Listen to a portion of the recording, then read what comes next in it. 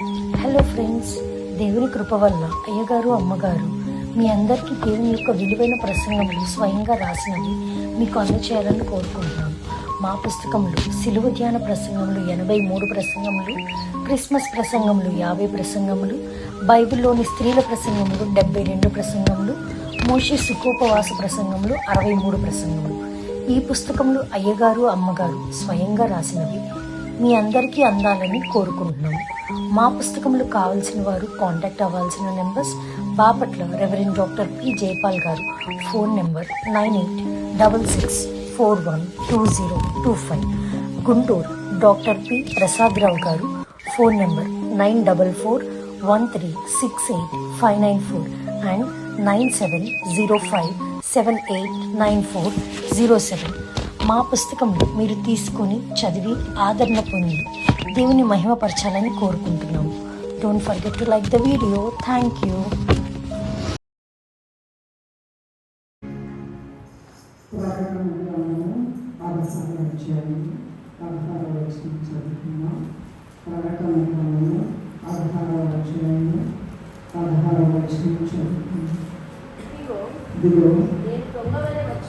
నేను దొంగ వలె వచ్చుచున్నాను, తాను దిగంబరుడుగా సంచరించుచున్నందున జనులు తన దేశం మూలను చూతురేమో అని మెలకువగా ఉండి తన వస్త్రం కాపాడుకుని వాడు ప్రార్థన చేసుకున్నాం. మమ్మల్ని మిగిలిగా ప్రేమించిన మా తల్లి, మీ పాదములకు కోటాను కోట్ల నమస్కారములు. మమ్మల్ని అందరినీ సజీవులు లెక్కలో ఉంచి నీ సన్నిధి మాకిచ్చి నీ ఇంటికి మమ్మల్ని దానిచ్చి నీ ఇంట్లో మమ్మల్ని పూజించనిచ్చి నాయన నీ మాటలు వినడానికి మేమందరం కూడి ఉండగా మాతో మాట్లాడండి. అపవిత్రురాలైన నన్ను, అయోగ్యురాలైన నన్ను నీ బలమైన ఆత్మతో నీ పరిశుద్ధ అగ్నితో తాకి నన్ను శుద్ధి చేసి, అయ్యా నీ మాటలు మీరే మాట్లాడమని వచ్చి వేసిన యేసయ్య అతి పరిశుద్ధమైన నామములో ఎంతో వినయంతో వేడుకొని ప్రార్థిస్తున్నాము తండ్రి. ఈ దినము యాక్చువల్గా రెవరెండ్ శశిభూషణ్ నాయ్ గారు మాట్లాడాలి, కానీ వారు చాలా బిజీగా ఉండి నిన్న రాజోలు వెళ్ళారు యూత్ మీటింగ్లో మాట్లాడడానికి. అయినా కూడా చాలా ఆశించాము, అయితే బాగా బిజీగా ఉన్నారు. బిజీ స్కెడ్యూల్, ఒక పక్క ఆఫీస్ వర్క్ ఇది చేయడం వల్ల మళ్ళీ మార్నింగ్ వచ్చారు. అందువల్ల అయ్యగారు కొద్దిగా రెస్ట్ తీసుకుంటే బాగుంటుంది కదా, మళ్ళీ ఇమ్మీడియట్గా వెళ్ళాలంట. అనురాధ గారు కూడా వచ్చారు, వాళ్ళకి ఏదో కాన్ఫరెన్స్ ఉందంట. అందువల్ల మరి ఈ చిన్న వాక్యము చెప్దామని ప్రభు యొక్క ప్రేమను బట్టి మరి సహకరించండి. ఈ ప్రకటన గ్రంథంలో మనం చదువుకున్నటువంటి ఒక్క వాక్యము, ఇదిగో నేను దొంగ వలె వచ్చుచున్నాను, తాను దిగంబరుడుగా సంచరించుచున్నందున జనులు తన దిశ మూలను చూతురేమో అని మెలకువగా ఉండి తన వస్త్రం కాపాడుకునేవాడు ధన్యుడు. ఈ ఒక్క వాక్యం, ఈ వాక్యాన్ని నేను దాదాపు ఒక 4-5 చోట్ల చెప్పాను, కానీ దీని యొక్క వివరణ వేరు, ప్రకటన గ్రంథ వివరణ వేరు. అయితే ఈ దినం నేను ఒక్క వచనం మాత్రమే తీసుకుందాం అనుకుంటున్నాను. ఇక్కడ వస్త్రములు అనేటువంటి మాట మాత్రమే తీసుకుందాం అనుకుంటున్నాను.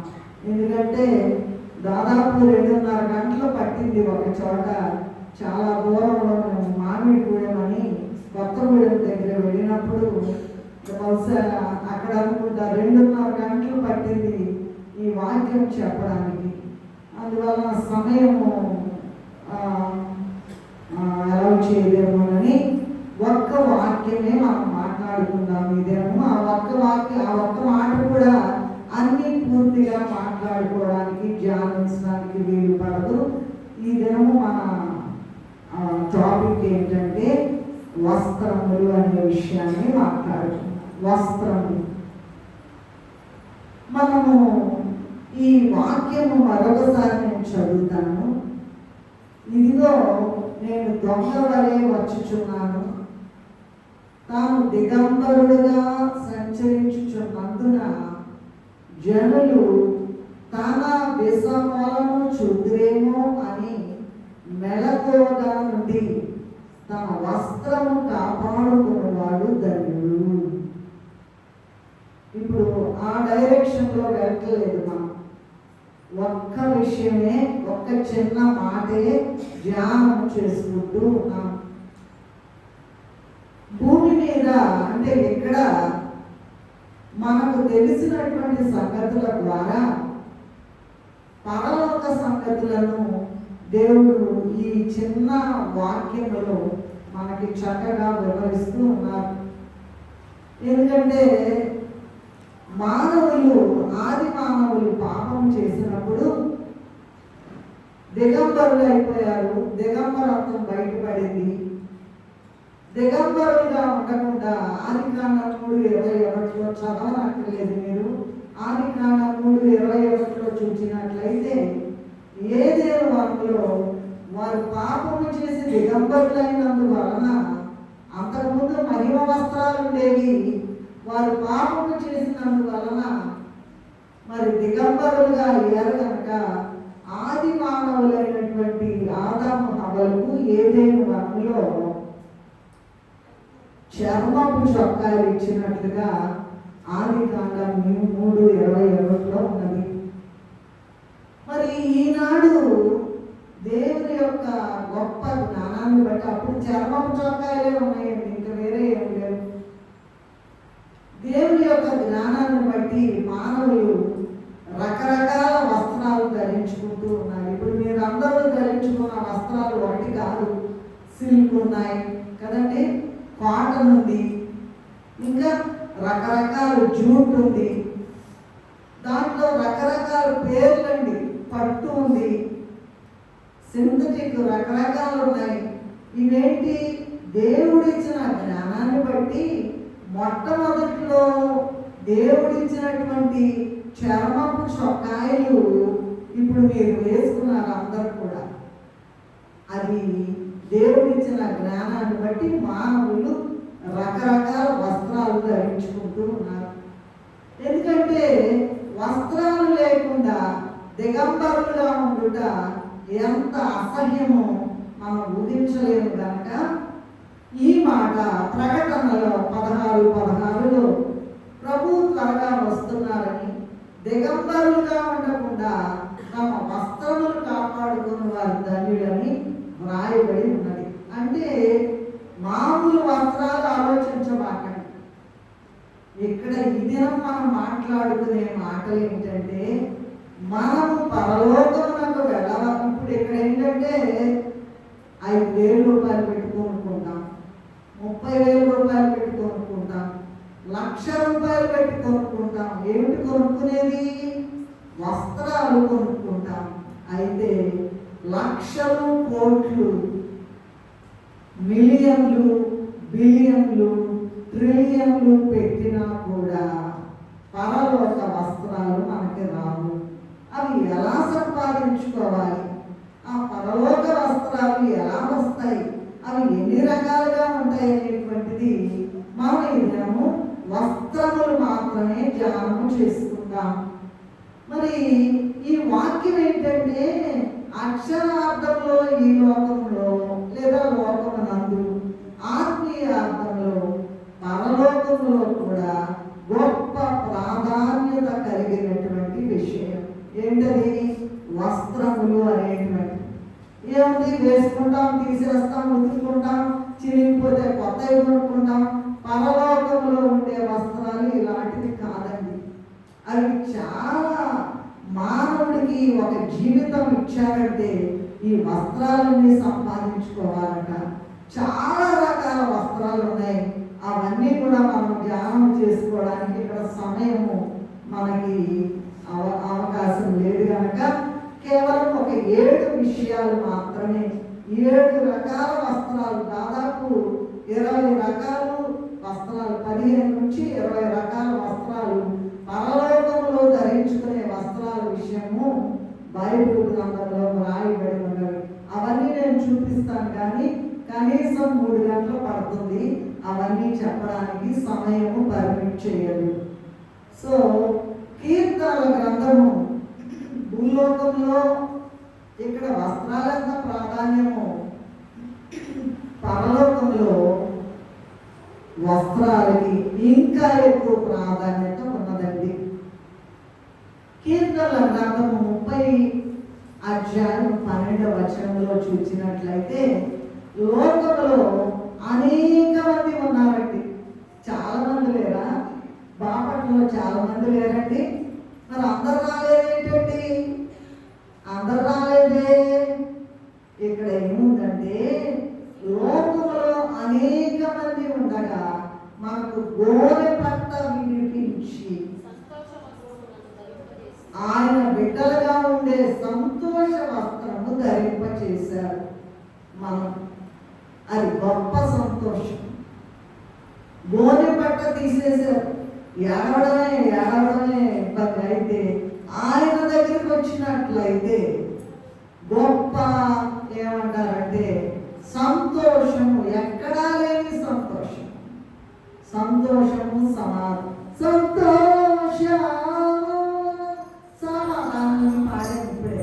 ఇప్పుడే పాడుతున్నాం కదా, ఆయనలోనే సంతోషం. కనుక ఈ వస్త్రం యొక్క ప్రాధాన్యత ఏంటి?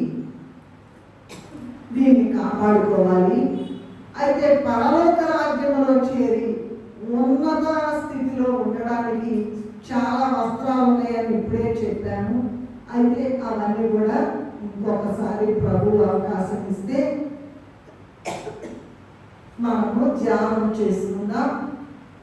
నేను ఇప్పుడే చూచాను సునేమి గారిని, మరి చాలా ప్రార్థనలు చేశాను, కన్నీటి ప్రార్థనలు చేశాను. దేవుడు ఆ బిడ్డని మరి క్షేమంగా తీసుకొచ్చి మందిరంలో నిలబెట్టినందుకు దేవునికి స్తుతులు చెల్లిస్తూ ఉన్నాం. సరే, మొట్టమొదటిది ధ్యానిద్దాం అనుకున్నాం కదా. మొట్టమొదటి పెళ్లి వస్త్రము రాసుకునే వాళ్ళు రాసుకోవచ్చు. పెళ్లి వస్త్రం గురించి మాట్లాడుతున్నాం. మత్తయి సువార్త 22వ అధ్యాయము 11-12 వచనాలు చూసినట్లయితే వారిని చూడ లోపలికి వచ్చి తన పెళ్లి వస్త్రం ధరించుకొనని ఒకరిని చూచి స్నేహితుడా. ఒక్క నిమిషం తల్లి, దానికి ముందు మత్తయి 22:2 చదవండి. పరలోక రాజ్యము తన కుమారుని పెండ్లి విందు చేసిన ఒక రాజును పోలి ఉన్నది. ఒక్క నిమిషం ఆగండి. పరలోక రాజ్యం అంట అనేక ఉపమానాలు చెప్పారు ప్రభు. వాటిలో ఒక ఉపమానం ఏమిటంటే పరలోక రాజ్యం అంట తన కుమారునికి పెళ్లి విందు చేసిన ఒక రాజును పోలి ఉన్నదట. ఎందుకంటే అనేకులను పిలిచారట, ఏర్పరచబడిన వారిని చాలా మందిని పిలిచారట. వాళ్ళు అనేకులంట కొన్ని సాకులు చెప్పారట, వంకలు చెప్పారట. మా కుదరదండి అని మానేశారు, చెప్పి మానేశారు. మత్తయి సువార్త చదవండి 22:10 చూసినట్లయితే మంచి వారిని చెడ్డవారిని ఇదిగో మనబోటి వాళ్ళందరినీ కూడా అనేకులను పిలిచారు. ఆ దాసుడు రాజమార్గములకు పోయి చెడ్డవారినేమి మంచి వారినేమి తనకు కనబడిన వారిని అందరినీ పోగు చేసింది. కనుక పెళ్లి విందుకు వచ్చిన వారిలో ఆ పెళ్లి శాల నిండేది. చాలు.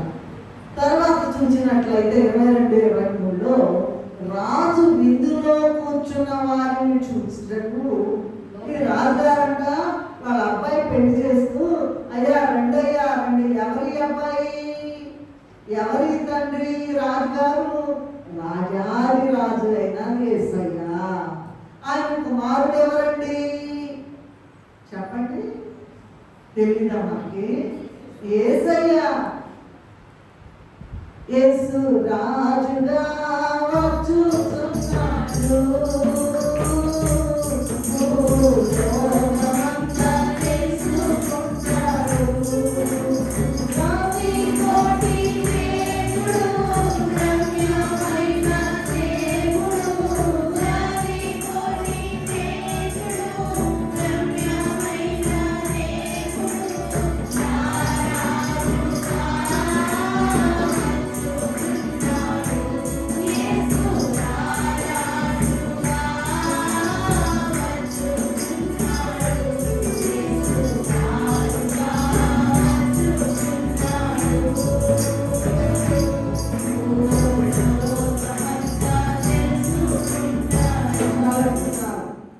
అందరినీ పిలిచారంట. విందులో వచ్చారు, అందరూ విందులో కూర్చున్నారు. రాజుగారంట విందులో కూర్చున్న వారిని చూడడానికి లోపలికి వచ్చినప్పుడు ఒకడు అని రాయబడి ఉంది బైబిల్లో. పెళ్లి వస్త్రము లేక ఉండగా రాజు చూచాడట. ఆ రోజుల్లో ఇప్పుడు కూడా యూదులకు ఉన్నటువంటి ఒక ట్రెడిషన్, సంప్రదాయం ఏంటంటే పెళ్లికి వచ్చిన వాళ్ళందరికీ కూడా, విందుకు వచ్చిన వాళ్ళందరికీ కూడా పెళ్లి వస్త్రం ఇస్తారట. అది వాళ్ళకు పరిపాటి లేదా అలవాటు. అలాగే అందరూ వేసుకుని ఉన్నారట. ఒకడంట పెళ్లి వస్త్రం లేకపోతేను రాజుగారు చూచి, అమ్మ చదవండి 22:13 చూడండి. స్నేహితుడా పెళ్లి వస్త్రం లేక ఇక్కడికి ఎలాగో వచ్చితివని అడుగగా వాడు మౌని అయి ఉండేది. అంతటా రాజు వీరి కాళ్ళు చేతులు కట్టి వెలుపటి చీకటిలోనికి త్రోసివేయండి, అక్కడ ఏడుపులు పండు కొరుకులై ఉండునని పరిచారకులతో మత్తయి 22:13 చదివారు. అందరు కూర్చున్నారంటండి. పిలిచారు చాలా మందిని, మనల్ని కూడా అందుకే పిలిచారు. ఇప్పుడు అందరూ పిలిచారట, అందరినీ పిలిచారు. అయితే అందరూ పెళ్లి వస్త్రం వేసుకున్నారంట. కానీ ఒక ఆయన మాత్రం పెళ్లి వస్త్రం వేసుకోవాలి. రాజుగారికి చాలా కోపం వచ్చి, ఏమయ్యా పెళ్లి వస్త్రం లేకుండా ఎలా వచ్చావు విందుకి, పెళ్లి విందుకి అని అంటే వాడు మౌని అయి ఉన్నాడు. నో ఆన్సర్, జవాబు లేదు. ఏం చేయాలో తెలియలేదు అతనికి.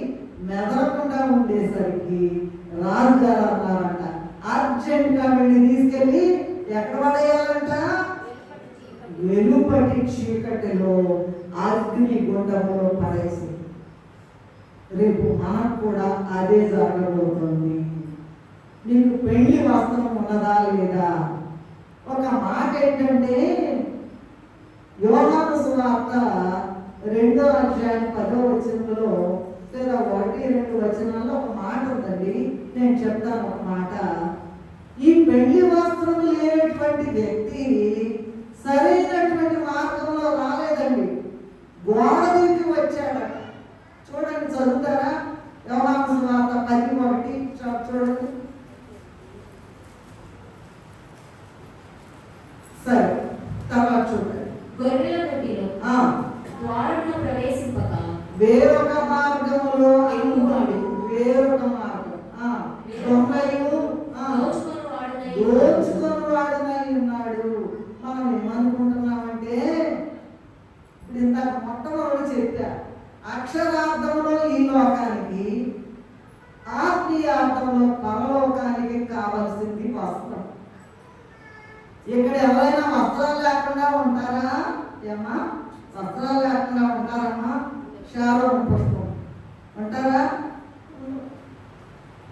అందరూ కూడా వస్త్రాలు వేసుకుని ఉంటారు, చాలా డిగ్నిఫైడ్గా ఉంటారు. కాకపోతే అందరూ ఇస్త్రీ బట్టలు వేసుకోలేరు, కానీ వస్త్రాలు మాత్రం వేసుకుని ఉంటారు. ఇప్పుడు ఈ భూలోకంలో మనము బ్రహ్మాండంగా మంచి బట్టలు కట్టుకుంటున్నాం, కానీ అసలైన సిసలైన పరలోక వస్త్రము సంపాదించుకున్నావా లేదా? రేపు వెళ్ళిన తర్వాత అక్కడ నరకంలో ఏడుపు పండ్లు కొరికితే, ఒక 15 years బ్యాక్ పేపర్లో వచ్చింది, రష్యా వాళ్ళంట తవ్వుతున్నారంట, గొయ్యి తవ్వుతున్నారంట, ఇంకా తవ్వుతున్నారంట. ఏముంటుందో చూద్దామని ఆదుర్దా ఇంకా తవ్వుతున్నారంట. ఇంకా తవ్వేటప్పటికి సగం భూమి తవ్వేటప్పటికి భయంకరమైన హాహాకారాలు వినపడుతున్నాయి. ఏడుస్తున్నారంట, పిచ్చి పిచ్చిగా హాహాకారాలు చేస్తున్నారంట. అయ్యో మాకు తెలియలేదే, ఈ వస్త్రం సంపాదించుకోవాలని మాకు తెలియలేదు. భయపడి ఆ రోజుల్లో ఒక 15 years బ్యాక్ పేపర్లో వచ్చింది, అది తెలుగులో ఇంగ్లీష్లో కూడా వచ్చింది. ఏమనంటే తవి తవి తవి ఏముంటుందో చూద్దామని ఆసక్తి చొప్పున తవ్వితే భయంకరమైన అరుపులంట, ఆర్తనాదాలంట. అదన్నీ అవ్వకముందే అయ్యా అయ్యా అవన్నీ కూడా జరగకముందే ఇంకా నువ్వు యెహోవా మీకు దొరుకు కాలం వెదకుడి అని కీర్తన గ్రంథంలో రాశారు. దొరుకు కాలం అంటే ఎప్పుడంటే చచ్చినాక దొరకను, ప్రభువు బ్రతికుండగానే జీవించి ఉండగానే. నీవేనయ్యా, నువ్వు నన్ను పుట్టించింది నీవేనయ్యా. యెహెజ్కేలు గ్రంథంలో ఉంటుంది, నేను ఆ రిఫరెన్స్ అని చెప్పను కానీ ఆత్మలను చూచి ఆయనట ఇదిగో వెళ్ళిరా, భూలోకానికి వెళ్ళిరా అని కొంతమందిని పంపిస్తారు. కొన్ని ఆత్మలను ఇక్కడికి వస్తాం మనందరం ఆ ఆత్మలని. అయిపోయిన తర్వాత జీవించిన తర్వాత మళ్ళా పీచేము వెళ్ళిపోవాలి, గోయింగ్ బ్యాక్. అందుకే యేసయ్య కూడా చెప్పారు, తండ్రి నీ చేతికి నా ఆత్మను అప్పగించుచున్నాను అని. మరి పెళ్లి వస్త్రం లేని వాళ్ళని తీసుకెళ్ళి అక్కడ పడేశారు కదా. వీడైతే సరైన ద్వారంలో రాలేదండి. ఎట్లా పడితే మన ఇష్టవంతుడు బతకొచ్చు, సినిమాలు చూడొచ్చు, అక్రమం చేయొచ్చు, ఏదైనా చేయొచ్చు, ఇష్టం వచ్చినట్టు మాట్లాడచ్చు, మరి అసూయ ద్వేషాలు ఇష్టం వచ్చినట్లుగా మన కన్ను చూసేటువంటి పనులను కూడా చేయొచ్చు. కానీ ఇది ఈ లోకానికే సరిపోయేది. అసలైనటువంటి ఆ వస్త్రం ఏంటంటే పెళ్లి వస్త్రము. ఇప్పుడే కదా గొర్రె పిల్లవి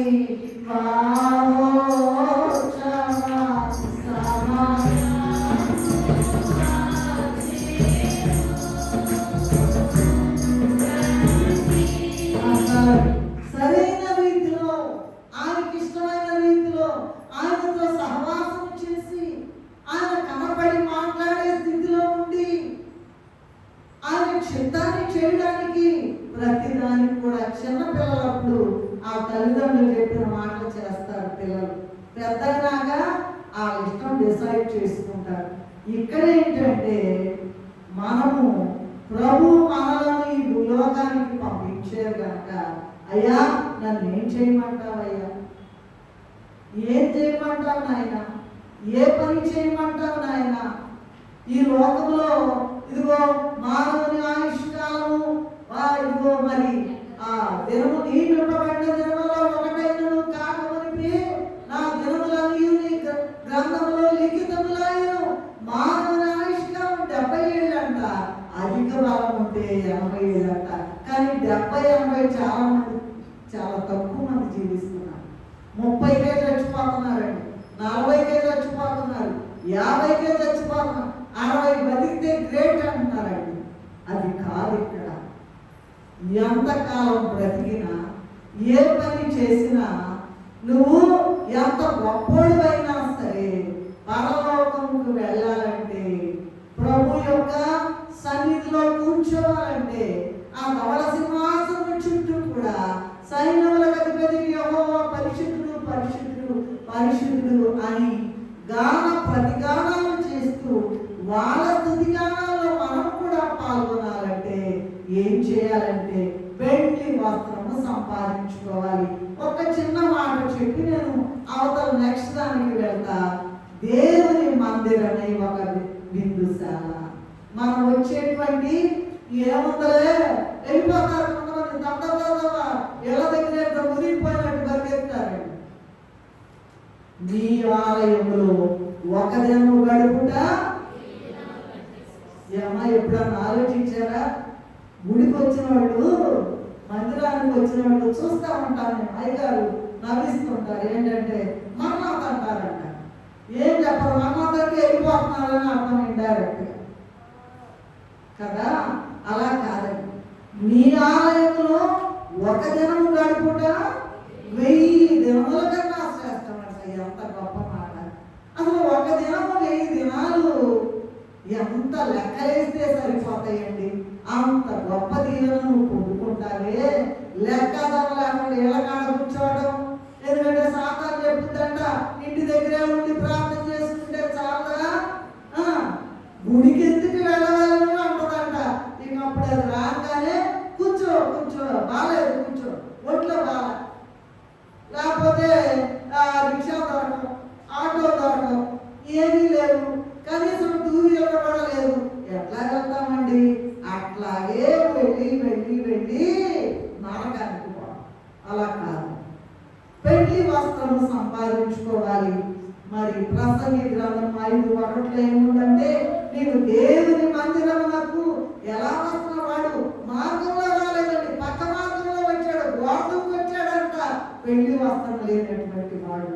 అయితే నీవు మందిరానికి వచ్చేటప్పుడు నీ ప్రవర్తన జాగ్రత్తగా చూచుకో. నీ కన్నులు ప్రభుని చూడగలగాలి. నీ హృదయము ప్రభు చెప్పే మాటలను ఆనందించగలగాలి. నీ హృదయానికి హత్తుకునేటట్టుగా ఉండాలి. ప్రభు నీతో ఏం మాట్లాడుతున్నాడో చూడాలి. మాట్లాడేది నేను కాదు, నేను కూడా మీకులాగా ఘోరమైన పాపిని. కానీ ప్రభు ఇచ్చినటువంటి అవకాశాన్ని సద్వినియోగం చేసుకుంటున్నాం. కనుక నంబర్ 1, ఇప్పుడు మనం ఏమనుకుంటామంటే చంద్రహారం కావాలి, ఆహారం కావాలి, దాన్ని తాత కావాలి, అవి కావాలి, ఇవి కావాలి, తీసుకురావాలి. అయితే పెళ్లి వస్త్రం కొన్నావా? పెళ్లి వస్త్రం కొనుక్కున్నావా? నీ ప్రవర్తన ఎలా వస్తున్నావు? దేవుని మందిరమే ఒక విమర్శాల. నువ్వు ఎలా వస్తున్నావు? నువ్వు ఎలా ప్రవర్తిస్తున్నావు? నువ్వు ఎంత దేవునికి అవమానం తెస్తున్నావు, మహిమ తెస్తున్నావు ఆలోచించుకోవాల్సిందిగా దేవుని నామములో మరి మనవి చేస్తూ ఉన్నాం. 2వ దానికి వెళ్దామండి. ప్రశస్త వస్త్రము. ఒక 25 లేదా 15 నుండి 20 వస్త్రాలు ఉన్నాయి. అవన్నీ సమయం సరిపోదు. రెండవది, మొట్టమొదటి ఏంటి? నేనేం చేస్తానంటే పిల్లలకి పాఠాలు చెప్పేటప్పుడు మామూలుగా ఉంటారంటే మా కాలేజీలో స్టూడెంట్స్ ఏలా పడతారు తెలుసా మీకు? రౌడీలా. నేను చెప్పేది నిజమైన అంటే టేప్ రికార్డులు వినేవాళ్ళు ఉంటారు, సెల్ ఫోన్ చూసుకునే వాళ్ళు ఉంటారు, నవలు చదివే వాళ్ళు ఉంటారు, అప్పుడు చూసేవాళ్ళు ఉంటారు. నా క్లాస్ వచ్చేటప్పటికి నేనేం తిట్టను, అసలు ఏం చేయను. ఎవరు కొంచెం తల తిప్పారంటే గెటప్ అంటాం, అయిపోయింది. ఏం చెప్తున్నానో చెప్పాలి, లేకపోతే గెటప్. ఇప్పుడు కూడా ప్రభు మనకు బోధిస్తున్న మాట ఏంటంటే, ప్రభు ఏ మాట చెప్తున్నారో, ఏమి చేసుకోవాలో, మనం ఎలా సిద్ధపడాలో అని చెప్తున్నారు. నంబర్ 1 పెళ్లి వస్త్రం. రెండవది ఏంటంటే ప్రశస్త వస్త్రము. లూకాసు వార్త 15:22 చూసినట్లయితే ఇక్కడ ఒక తప్పిపోయిన కుమారుడు ఉన్నాడండి. అయితే తండ్రి తన దాసులను చూసి ప్రశస్త వస్త్రం త్వరగా తెచ్చి వీరికి కట్టి వీరి చేతికి ఉంగరము పెట్టి పాదములకు చెప్పులు తొడిగించుడి. చాలు. లూకాసు వార్త 15:22 చదివారు. ఇక్కడ తప్పిపోయిన ఒక కుమారుడు ఉన్నాడు. ఆయన తప్పిపోయాడంట. ఆ నాన్నగారు తన ఆస్తి మొత్తం తీసుకుని తెగ సంపాదిద్దామని బయలుదేరాడంట. ఆస్తి అయిపోగానే అప్పుడు కళ్ళు తెరుచుకున్నాయంట. అరే ఎంత పాపం చేశాను. తినడానికి కూడా ఏమీ లేదంట. పందులు మేపడానికి పెట్టారంట. పందుల్ని మేపేటువంటి పొట్టుతో కడుపు నింపుకుంటున్నాడంట.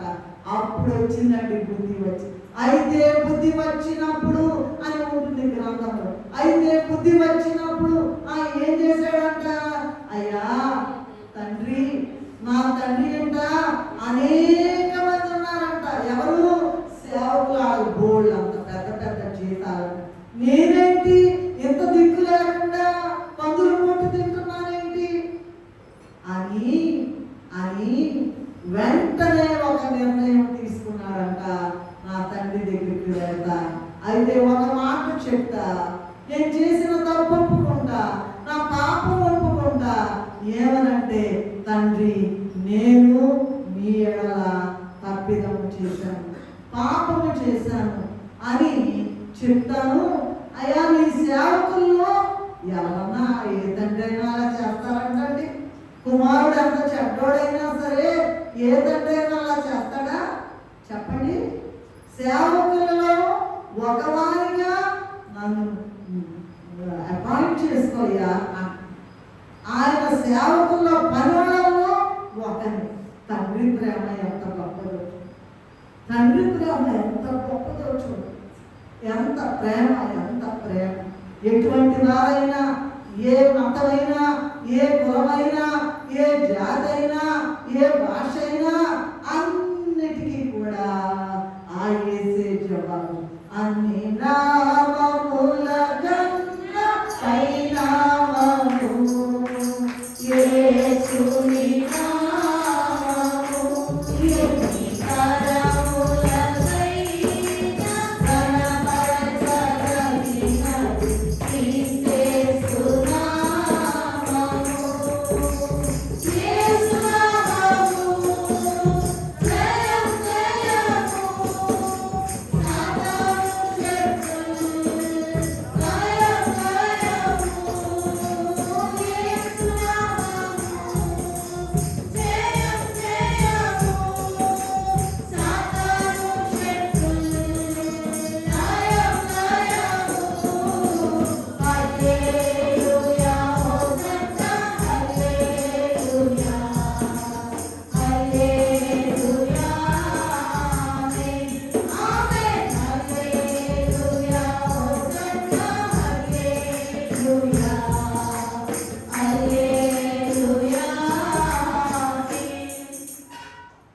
అనుకున్నాడంట, నిర్ణయం తీసుకున్నాడంట, బయలుదేరాడంట.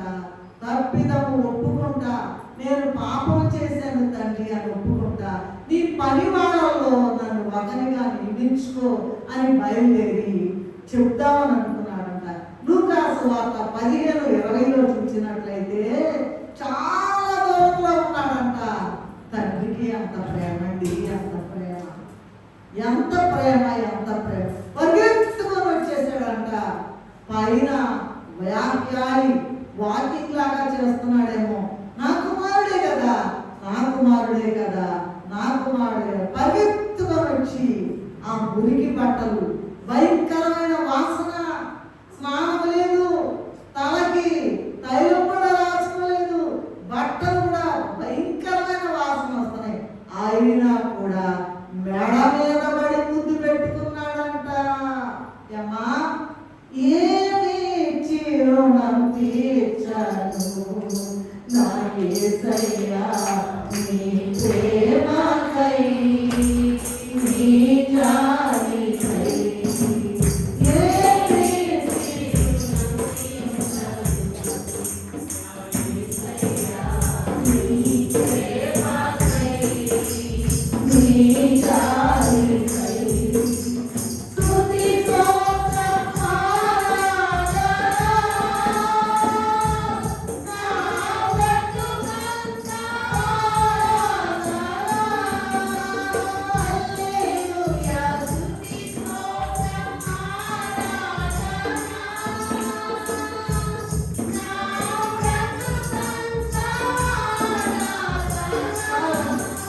ఇప్పుడు మన తండ్రి అయిన యేసయ్య మన పాపం మురిగి, ఇదిగో మరి నీ రక్తం అనే పాటలో కుక్క వలె తిరిగిన నన్ను పంది వలె పొందిన నన్ను, ఇదిగోండి నడినెత్తి నుంచి అరికాల వరకు పాపంలో మునిగి తేలుతున్నాం. అటువంటి వారిని ప్రకటన గ్రంథం 3వ అధ్యాయంలో ఏముందంటే, ఇదిగో నేను తలుపు వద్ద నిలుచుండి తట్టించున్నాను, ఎవరైనా నా స్వరం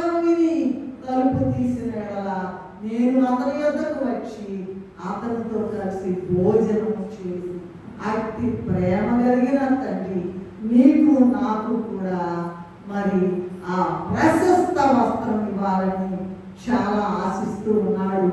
ఆ ప్రశస్త వస్త్రము సంపాదించుకున్నావా, ఇంకా సంపాదించుకోలేదా? 15-20లోనేమో తండ్రి గారు మెడ మీద పడి ముందు పెట్టుకున్నాడు. 15-21లోనేమో కుమారుడు అంటున్నాడు, నానా నీకు పరలోకానికి వ్యతిరేకంగా పాపం చేశానయ్యా, నన్ను నీ కూలి వారిలో ఒకరిగా, కూలి వాళ్ళలో ఒకరిగా పెట్టుకుంటాడండి తండ్రి. ఏ తండ్రి అన్నా పెట్టుకుంటాడా? ఎంత దుర్మార్గుడైన కుమారుడైనా పెట్టుకుంటాడా? ఏమా ఏ తల్లి ఒప్పుకుంటుంది? ఏ తండ్రి ఒప్పుకుంటాడు? నీవు నేను కూడా ఆయన కుమార్తెలము, ఆయన కుమారులము. ఆయన నీకు నాకు కూడా ప్రశస్త వస్త్రము. అప్పుడట అయ్యా ఏడుస్తున్నాడు, నన్ను నీ కూలి వారిలో ఒకరిగా చేర్చుకోనైనా అని అంటుంటే అప్పుడంట తండ్రి, ఛా ఏంటయ్యా అట్లా మాట్లాడుతున్నావు నానా, అబ్బా బాబా ఎంత ప్రేమ, ఎంత అప్పుడంట ప్రశస్త వస్త్రం తీసుకురండి, బాగా కాస్ట్లీయెస్ట్, బాగా ఇంకా బాగా ఇంకా ఇంకా ఇంకా ప్రశస్త వస్త్రం, ప్రెషియస్ ప్రశస్త వస్త్రం తీసుకొచ్చి తొడగండి నా కుమారుడికి, చేతికేమో మొక్కడం పెట్టండి, పాదాలకేమో చెప్పులు తొడిగించమండి అని చెప్పాడట. అది తండ్రి ప్రేమ. అది ఎప్పుడో తప్పిపోయిన కుమారుడు అనుకోవాలండి. నీవు నేను కూడా తప్పిపోయిన కుమారులము, కుమార్తెలము. తండ్రి కూడా ఆయన దగ్గరికి రమ్మని పిలుస్తున్నాడు. ఆయన దగ్గరికి వచ్చినట్లయితే నీకు కావలసిన ప్రశస్త వస్త్రము దొరుకుతుంది, ఉంగరం దొరుకుతుంది, పాదములకు చెప్పులు కూడా సమాధానానికి గుర్తుగా ఉన్నాయి చెప్పులు, అవన్నీ కూడా ఇచ్చేస్తాడు. ఎందుకంటే రోమీయులకు రాసిన పత్రిక 3:23లో ఏం రాశారంటే, అందరూ పాపము చేసి దేవుడు అనుగ్రహించిన మహిమను పొందలేకపోతున్నారు. అందరూ కూడా పాపం చేసి తప్పిపోయాము. అయితే తండ్రి ప్రేమను, తండ్రి సన్నిధికి వచ్చి ఆయన ప్రేమను తలంచుకొని ఆయన సన్నిధిలో పాపములు ఒప్పుకోవాలి. కానీ ఇక్కడికి వచ్చి నేనేం చీర కట్టుకున్నాను, నేనేం బట్టలు వేసుకున్నాను, నేనేం నగలు పెట్టుకున్నాను, నేను ఎంత అందంగా ఉన్నాను, నీ అందం అక్కర్లా. దేవుడికి ఏం కావాలి? హృదయానందము కావాలి. హృదయానందం. నల్లగున్నావా, తెల్లగున్నావా, ఎట్లా ఉన్నావా, ఇది నీకు ఆయనకు అక్కర్లేదు. ఆయన నీ హృదయాన్ని అడుగుతూ ఉన్నాడు. నీ పాపం ఒప్పుకోవాలి. మాటల్లో పాపము, చూపులో పాపము, తలపులో పాపము, క్రియల్లో పాపము, పడకలో పాపము, నడకలో పాపము, మొత్తం పాపమే. ఎప్పుడైతే నువ్వు వస్తావో అప్పుడు ఆయన యొక్క పరిశుద్ధ రక్తం శుద్ధి చేసి నీకు ప్రశస్తమైన రక్తం ఇవ్వడానికి, ప్రశస్తమైన వస్త్రం ఇవ్వడానికి రెడీగా ఉన్నారు. అప్పుడు నీవు పొందుకోవచ్చు. కనుక రెండవది ప్రశస్త వస్త్రము, రెండవ రకం. మూడవది చూసినట్లయితే నీతి వస్త్రం. యోబు గ్రంథంలో 29వ అధ్యాయం 14వ వచనంలో ఏముందంటే, నేను నీతిని వస్త్రముగా ధరించుకుంటుంది కనుక అది నన్ను వస్త్రముగా ధరించుకున్నది. అది నన్ను వస్త్రముగా ధరించు. ఏంటంట? నీతిని. అదేంటండి నీతిని వస్త్రంగా ధరించుకోవడం ఏంటండి? అసలు నీతి అంటే ఏంటండి? అబ్రహాం గారు ఆదికాండములో చూసినట్లయితే 5:15-6లో చూసినట్లయితే అబ్రహాము దేవుని నమ్మను, అది అతనికి నీతిగా ఎంచబడెను. నమ్ముతున్నావా? యేసు ప్రభువును నమ్ముతున్నావా? నీ తండ్రి నమ్ముతున్నావా? నీ తండ్రి అయితే ఎంత గౌరవిస్తావు, నీ తల్లి అయితే అంతగా గౌరవిస్తావు. తండ్రిని మించిన దేవుడు నీకు నీతి వస్త్రం ఇవ్వాలనుకుంటున్నాడు. ఎప్పుడు ఇస్తాడో తెలుసా? నువ్వు నమ్మాలి. ఏమి నమ్మాలి? యేసయ్య నా ప్రాణ స్నేహితుడు, నా ప్రాణ స్నేహితుడు, నా సమస్తమైనది అని ఎవరైతే అనుకుంటారో, నమ్ముతారో, మరి వారికట నీతి వస్త్రం ఇస్తారట. అయితే ఈ నీతిలో కూడా 3 రకాలున్నాయండి. అదేంటంటే నంబర్ 1 దేవుని నీతి, రెండవది లోక సంబంధమైన నీతి, మూడవది స్వనీతి. దేవుని నీతి వేరే, ఈ లోకంలో చెప్పుకునే నీతి వేరే. స్వనీతి అంటే నేను బాగానే ఉన్నానులే, ఏంటి పాటలు పాడుకుంటున్నాను, ప్రార్థన చేసుకుంటున్నాను, అంతా బాగానే ఉంది, ఇంకేం అక్కర్లేదండి, ఇది చాలండి, ఇది చాలండి అంటారు. ఏం చాలు? ఎంతకాలం బ్రతుకుతాము ఏమా? ఎంతకాలం బ్రతుకుతాము? ఆయన ఇచ్చిన ఆయుష్కాల దినములు ఒక్క దినం కూడా వృధా చేయకోకుండా నిత్య జీవ సన్నిధిలో ఉండాలట. 24 గంటలు ఈ కను దృష్టి అంతా కూడా దేవుని వైపే ఉండాలట.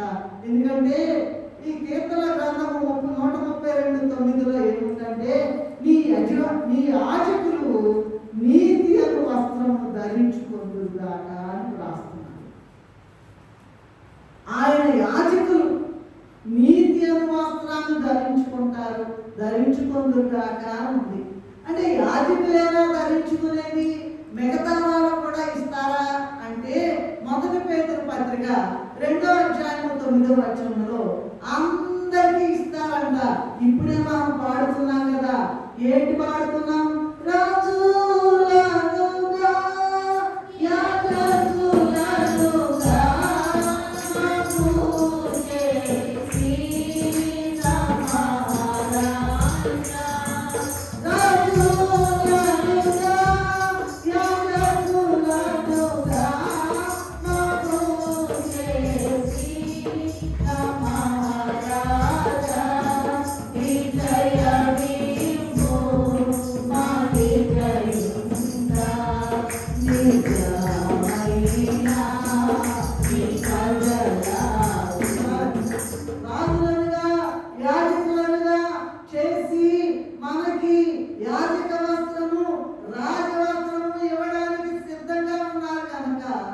మనము దేవుని నీతిని వస్త్రం వలె ధరించుకుని దాన్ని కాపాడుకోవాలి.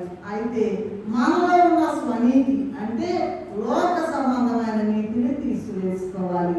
అదే నీతి వస్త్రం. పెండి వస్త్రము చెప్పండి, ప్రశస్త వస్త్రము నీతి వస్త్రం. Very good. 4వది ఏంటంటే తెల్లని వస్త్రము. ప్రకటన గ్రంథము 7వ అధ్యాయము 14వ వచనంలో చూసుకుందాం. ప్రకటన గ్రంథము 7వ అధ్యాయము 14వ వచనం. మీరు మహాశ్రమల నుండి చదవండి. మీరు మహాశ్రమల నుండి వచ్చిన వారు గొర్రెపిల్ల రక్తంలో తమ వస్త్రములు ఉదుక్కొని తెలుపు చేసుకునేది. అమ్మా, తెల్లని వస్త్రం అంటే ఏమనుకున్నారు? ఇది చాలా ప్రెషస్ అన్నమాట, చాలా విలువైనటువంటి వస్త్రం. ఎందుకో తెలుసా? వాళ్ళంతా హతసాక్షులు. మమ్మల్ని ప్రాణం తీసినా పర్లా, మమ్మల్ని చంపేసినా పర్వాలా, మేమేం పడ చంపడం కాదని మాట అంటేనే తట్టుకోలేక కదండి. ఒక మాట అంటే ఆ వాళ్ళకన్నా గొప్పగా ఉండాలని 10 మాటలు మాట్లాడితే మా ఇళ్ళ దగ్గర బూతులు మాట్లాడుకుంటున్నారు. నేను తలుపు వేసి లోపల అలవాటు లేదు, చిన్నప్పటి నుంచి అలా పెంచబడలేదు. ఆ బూతులు ఏంటో మాకు తెలియని కూడా తెలియదు. కానీ లోకము యొక్క భయంకరత్వము, దుర్మార్గత, దుష్టత్వము ఇవన్నీ తెలుసుకోవడానికి ఆ స్థలంలో ఉంచాడు అనుకుంటున్నాను. అయితే ప్రభు ముందే చూపించారండి. మేము విజయవాడ నుంచి వచ్చేటప్పుడు అది భయంకరమైన స్థలం అట. దేవదూతలు దిగొచ్చి శుద్ధి చేసి మీకు ఇస్తున్నామని చెప్పారు. అందువలన మేము ప్రభు యొక్క చిత్తాన్ని బట్టి ఆ స్థలంలో ఉంటున్నాం. ఇక్కడ విషయం ఏంటంటే మహాశ్రమలు పొందిన వారటండి. 6వ అధ్యాయం 11వ వచనంలో కూడా ఉంది ప్రకటన గ్రంథము. వీరు తెల్లని వస్త్రాలు ధరించుకున్నారట. వీరంట గొర్రె పిల్ల రక్తంలో తమ వస్త్రము ఉదుక్కొని వాటిని తెల్లగా చేసుకున్నారంట. భూమి మీద అయితే ఎన్నిసార్లు ఉతికినా నలుపే కానీ తెలుపు రాదు. ఇక్కడ మాత్రం వాళ్ళ బట్టలు అంట శుభ్రంగా మెరిసిపోతున్నాయంట. రూపాంతర కొండ మీద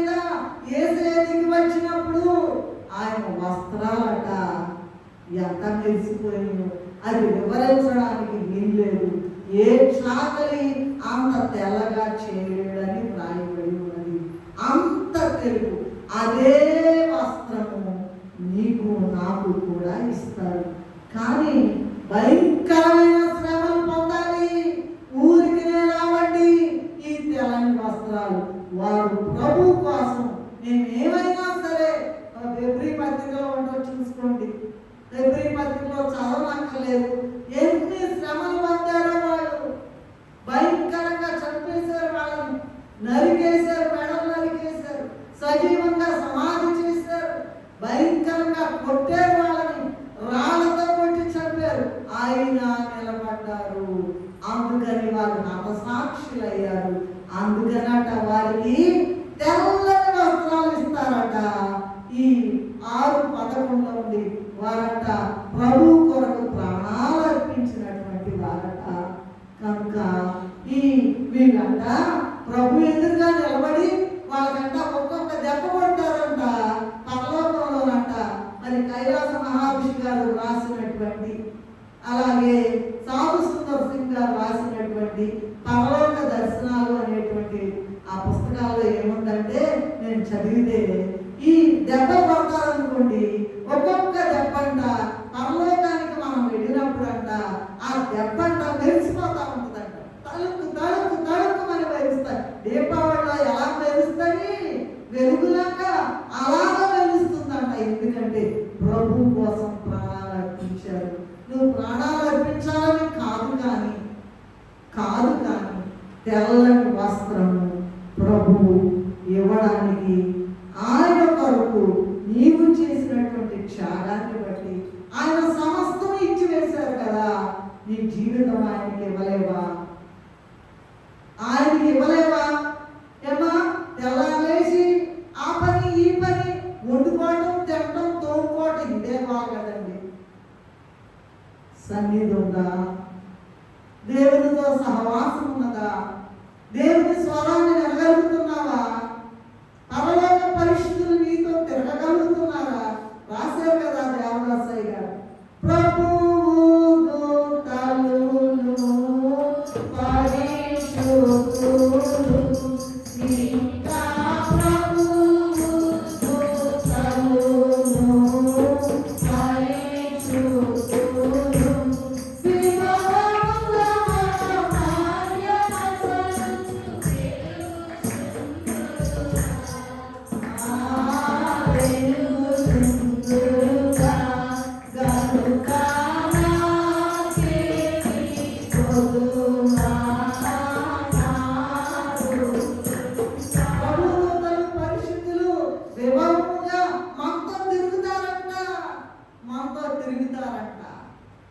అంటే రెక్కలు కట్టుకుని కనపడతారని కాదు, అవసరాన్ని బట్టి రెక్కలు కూడా కనపడతాయి.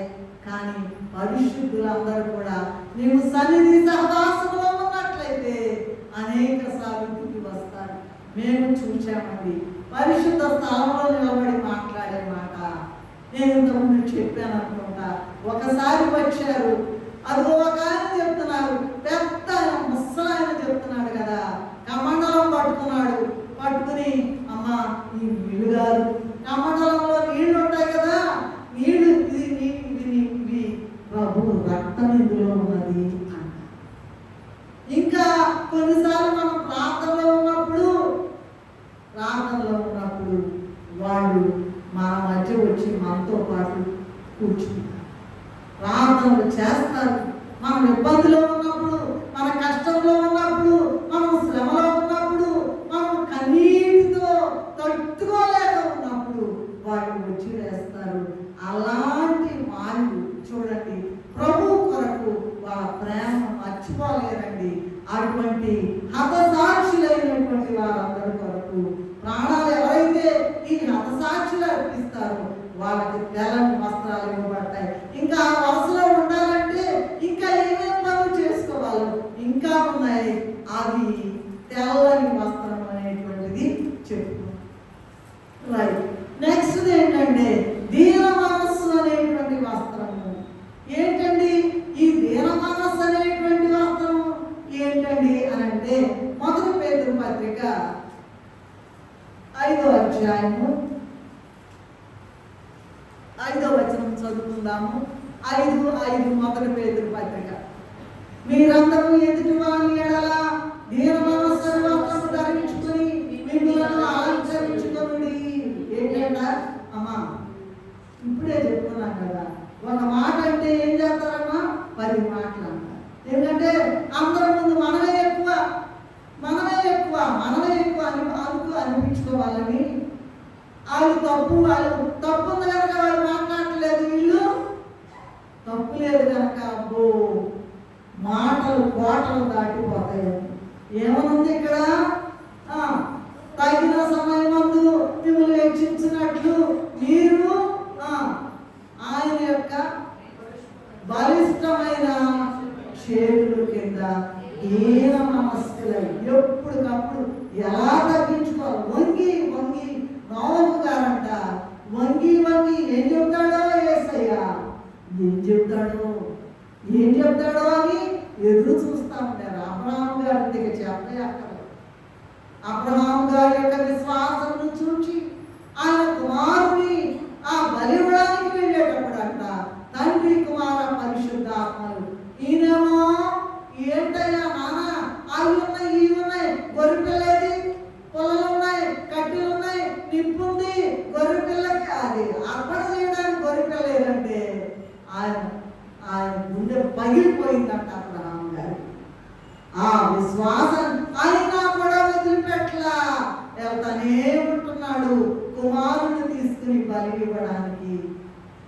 నీ ఇష్టమయ్యా బలి చేస్తే నీ ఇష్టమయ్యా. అయితే ఉపమాన రూపముగా మరణించిన వాడు మరలా తిరిగి పొందను అని ఎబ్రీ పత్రికలో రాయబడి ఉన్నది. ఇప్పుడు నేను ఆ రెఫరెన్స్ అన్ని చెప్పను. ఏంటంటే ఆయన విశ్వాసం ఏంటంటే నా కుమారుని నరికేసి కట్టి పొలంలో మీద పెట్టి కాల్చేసి పూడి చేసి ఆ పూడిలో నుంచి కూడా దేవుడు నా కుమారుని తీసుకుని వచ్చి ఇవ్వగలడు. అంత గొప్ప దేవుడు. అటువంటి గొప్ప దేవుడు నీకు నాకు ఉన్నాడు. ఆ గొప్ప దేవుడును పోగొట్టుకుంటున్నావో ఆయనతో నడుస్తున్నావో చూసుకోవాలి. అయితే దీనిక ఈ దీనవస్త్రం ధరించిన వారంట ప్రతి మనిషి ఎదుట కూడా దీన మనస్కులై ఎంతో తగ్గించుకుని కనపడతారు. మాట ద్వారా కొట్టబాకండి మనుషుల్ని, ఏమా కర్రలతో కాదు మాట ద్వారా కొడతారంట. మాట ద్వారా కొట్టబాకండి. ఎంత దీనమం, నువ్వు తప్పు చేయకపోయినా అని అనవసరంగా అన్నారు, నోరు మూసుకుని ఉండండి. అప్పుడు వాళ్ళ తల మీద నువ్వు మెదలకుండా ఉంటే నిప్పులు కుప్పగా పోస్తాడు దేవుడు. అదండి ఒక మాదిరిగా ఉండాలని తగ్గించుకోవాలి. అంతేగాని గర్వము, అతిశయము, డంబము, వేషధారణ ప్రదర్శించేవారు దేవ మనస్సు అనే వస్త్రాన్ని ధరించుకున్నవారు కాదు. వారు దేవునికి ఇష్టలైన వారు కాదు. అయితే దేవునికి ఇష్టలైన వారు ఎప్పుడు కూడా ఇంకా తగ్గించుకుని ఇంకా ఎంతైనా తగ్గించుకుని ఉంటారట. అది దీన మనస్సు. పరలోకంలో చేరడానికి కావలసిన వస్త్రాలు పెట్టుకుంటున్నాం. ఇక్కడ ఏదో ఫంక్షన్కి వెళ్ళడానికిను, ఏదో గృహప్రవేశానికి వెళ్ళడానికిను, లేదా పెళ్లికి వెళ్ళడానికిను, ఇంకేదో వెళ్ళడానికి కాదని పరలోకము వెళ్ళడానికి కావలసిన వస్త్రాలు చెప్పుకుంటూ ఉన్నాము. కనుక 5వది ఏంటమ్మా, త్వరగా చెప్పండి. దీన మనస్సు అనేటువంటి వస్త్రము మనలను మనం తగ్గించుకుని. యోహాను సువార్త 11వ అధ్యాయం నేను చదవనక్కర్లేదు. ప్రభు ఏం చేస్తున్నారంట, శిష్యుల పాదాలు మొత్తం కూడా సర్వాధికారి, ఆయన రాజులకు రాజు, ప్రభువులకు ప్రభు. 40వ అధ్యాయం మీరు యెషయా గ్రంథం 40వ అధ్యాయంలో చూడండి. ఆయన ఎంత గ్రేటో ఇప్పుడు చదవనక్కర్లేదు. ఆయన ఎంత గొప్పడో యెషయా గ్రంథం 40వ అధ్యాయంలో చూడండి, మీకు కనపడదు. అంత గొప్ప దేవుడట. శిష్యుల పాదాలు ఏమా చేపలు పట్టుకునే వాళ్ళ పాదాలు, అసలు ఏమి చదువు సంధ్య లేని వాళ్ళ పాదాలు పట్టుకుని వాళ్ళ కాళ్ళు కడిగి ఆయన వాళ్ళతో తుడిచారట. అటువంటి తగ్గించుకునే స్థితి నీకు నాకు వస్తేనే పరలోకంలో చేరతాం. ఈ దెబ్బతో మొత్తం జనాలు మారిపోవాలండి. నోరు వేసుకుని వాడబాకండి, ఇష్టం వచ్చినట్టు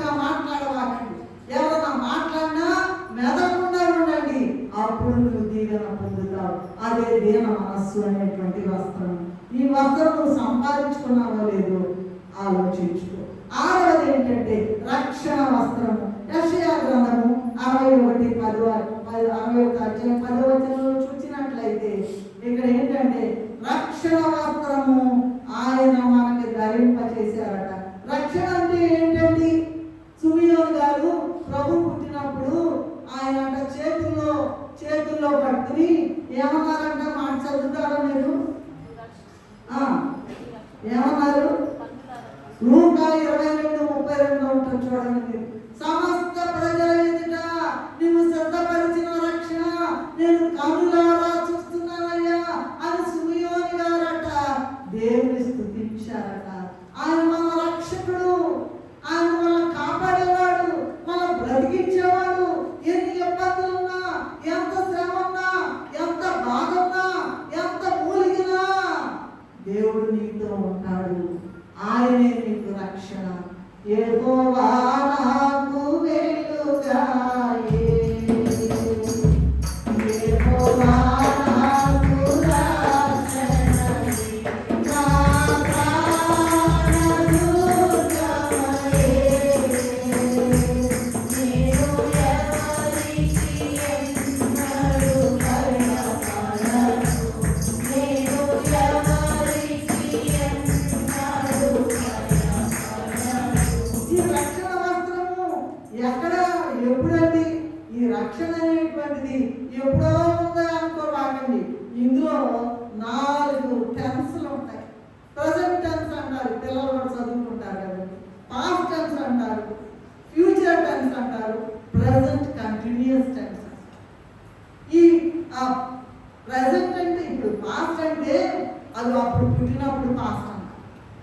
ప్రజెంట్ తర్వాత ఫ్యూచర్ రాబోయే రక్షణ. ప్రజెంట్ కంటిన్యూస్ అంటే రక్షణ పొందామండి బాబు మేమని పెద్ద డిక్లేర్ చేస్తారు డేట్ పెట్టి. ఆ మాట అయితే చాలు, అది కాదు. నీలో మార్పు ఉందా? రక్షణ పొందామనుకుంటే సరిపోయిందా? అది కాదండి. నీ మాటలో, నీ క్రియలో, నీ చూపులో, నీ సమస్తలో కూడా మార్పు రావాలి, మార్పు రావాలి, మార్పు రావాలి. నేనేం గొప్పగా చెప్పడం లేదు. ఆయన సన్నిధిలో నేను ఒక మాట చెప్తున్నాను. ఇప్పటికీ కూడా ఐఏఎస్ స్టూడెంట్స్, ఐఏఎస్ పాస్ అయిన వాళ్ళు, పెద్దోళ్ళు వాళ్ళు లెటర్స్ రాస్తారండి. అది ఒక సాక్షి. నేను గొప్పగా చెప్పడం లేదు. మీకులాగా ఉండాలి, మీకులాగా మాట్లాడాలి. ఏమంటే దేవునికి సాక్షిగా నిలబడుతున్నామా? రక్షణ రక్షణ రక్షణ ప్రభువుని మనం చూపించాలి. ఏమా ఏంటి ఏముంది నాలో? మట్టే కదా అయ్యా, నీ కొరకు జీవించే కృప నాకు ఇచ్చేవని ఆయన స్థుతిస్తా. ఎవరన్నా మాట్లాడితే అట్లా లేదులేమా అనుకునేది లోపలికి వచ్చి మోకరించి దండం పెట్టుకుని అయ్యా నీ పాదాలు కడుగుతున్నానయ్యా అని అనుకుంటాను. ఎందుకంటే మరి ఎప్పుడో రక్షణ పొందామని కాదు, ఇప్పుడు పొందినటువంటి రక్షణ, పొందుతున్న రక్షణ, పొందబోయే రక్షణ. చూడండి, 1 పేతురు పత్రిక 1:5 చూసినట్లయితే ఇదిగో ఎప్పుడో రక్షణ పొందామండి, మనలో మార్పు లేదు. రెండవది ఏంటండి? పొందుతున్నాం, ఇప్పుడు రక్షణలోనే కొనసాగుతున్నాం అనుకుంటున్నాను. అది కాదు. పొందబోయే రక్షణ అది కాదండి. Present, past, future, present continuous. ప్రభు వచ్చే వరకు, ఆయన రాకడలో నీవు ప్రభుని కలుసుకునే వరకు నీవు పొందిన రక్షణ. రక్షణ అంటే యేసయ్యే, ఇంక వేరే లేదు, వేరే అర్థం లేదు. ఆ రక్షణ పొందుకోవాలి. అది రక్షణ వస్త్రము. ఏంటండి? ఎప్పుడో పొందేవాళ్ళండి అంటే జాంతానాయ్, ఇప్పుడు పొందేవండి అంటే జాంతానాయ్. పొందబోయే రాకడ మహిమ మేఘంలో ఆ రక్షణ అయిన క్రీస్తు ప్రభువుని నువ్వు కలుసుకోగలుగుతున్నావా? నీ గ్యారంటీ ఉందా? నువ్వు పెళ్లి కుమార్తె వరసలో ఉన్నావా? ఆలోచించుకోండి.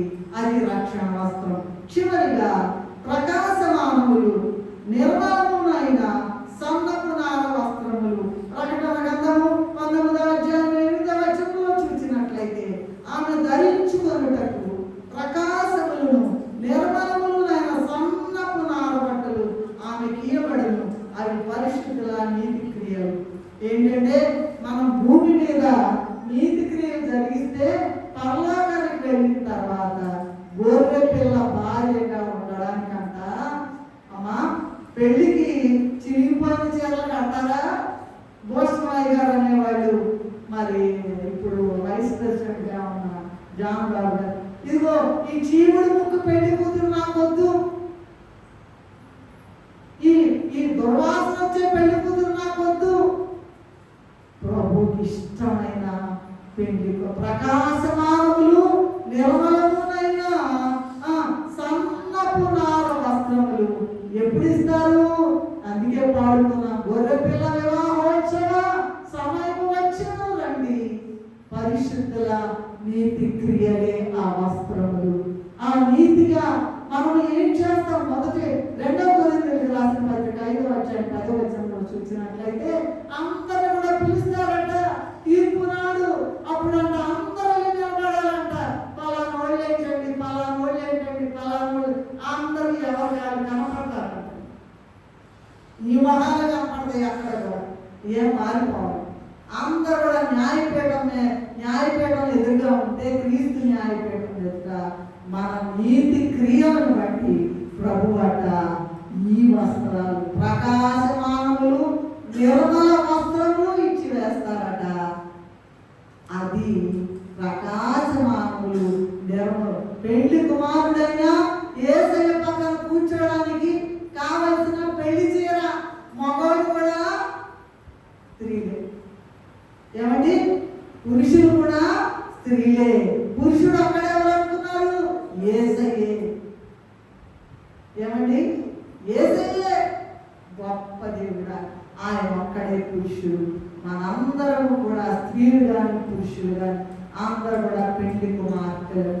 కనుక ఆయన పక్కన కూర్చోవాలంటే ప్రకాశమానములు నిర్మలములైన వస్త్రములు నిలబడినప్పుడంట ఆయనంట నీతి క్రియలు, నువ్వు ఏ భూలోకంలో ఏ నీతి క్రియలు జరిగిస్తావో ఆ నీతి క్రియలను బట్టి నీకు వాటిని ధరింప చేస్తాడంట తండ్రి. ఇంకా చాలా ఉన్నాయి, అవి చెప్పడానికి వీలేదు.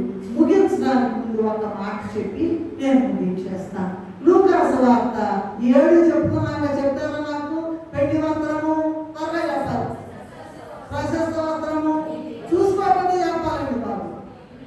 పెళ్లి వస్త్రము, ప్రశస్త వస్త్రము, నీతి వస్త్రము, తెల్లని వస్త్రము, దీన మనస్సు వస్త్రము, రక్షణ వస్త్రము, ప్రకాశమానములు తెల్లనైనటువంటి ఆ ప్రకాశమానము నిర్మలములైనటువంటి వస్త్రములు ఇవ్వబడ్డాయి. సరే, ఒక్క మాట చెప్పి నేను ముగించేస్తాను. లూకా సువార్త 10వ అధ్యాయం 30వ వచనంలో అంట ఒకడంట ఒక వ్యక్తి అంట యెరూషలేము నుండి ఎరుకోకి దిగి వెళ్ళిపోతున్నాడు.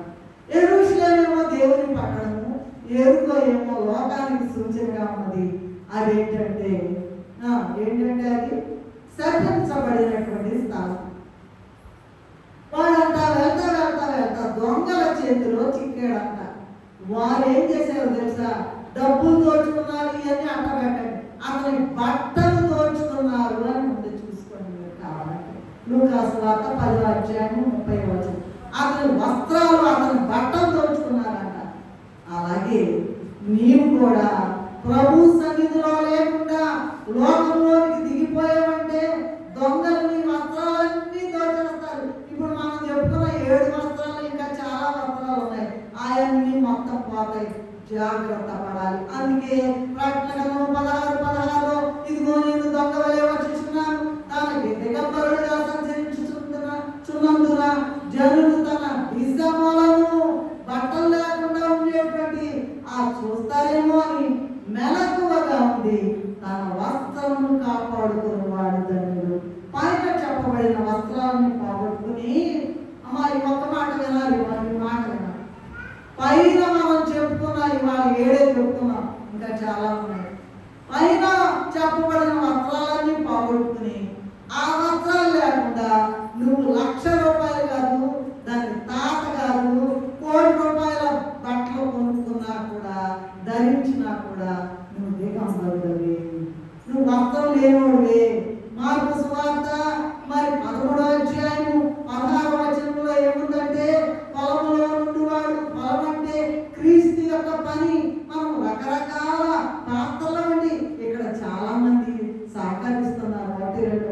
నుంచి అయ్యగారు రావట్లేదు కదా, పాపం అందరూ కూడా చాలా ప్రేమ కలిగి విధేయత కలిగి చాలా గొప్పగా సహకరిస్తున్నారు. వారందరికీ దేవుడి నామంలో చాలా మరణాలు చెప్పుకుంటూ ఉన్నాను.